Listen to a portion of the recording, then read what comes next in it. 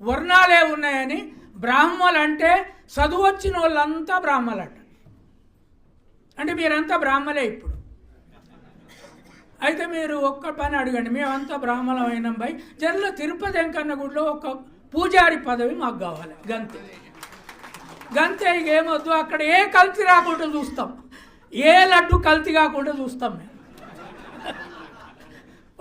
ఒక్క పదవి అండి. రెండవది, క్షత్రియులు అంటే ఏంది అంటే భగవద్గీతలో చెప్పిందట, పోలీసులు అడ్మినిస్ట్రేటర్లు క్షత్రియులట. అంటే సునీల్ కుమార్ పెద్ద క్షత్రియరా?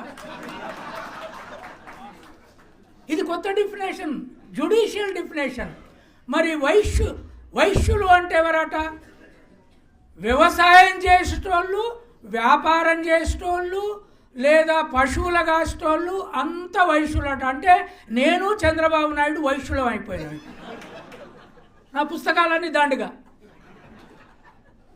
మరి శూద్రులు అంటే ఎవరట? కూలి పని చేసేటోళ్ళంతా శూద్రులట. అంటే ఈ నిర్వచనము రేపు దేశానికి అనువదిస్తే అంబేద్కర్ కొనుక్కున్న కుల నిర్మూలన జరుగుతుందా?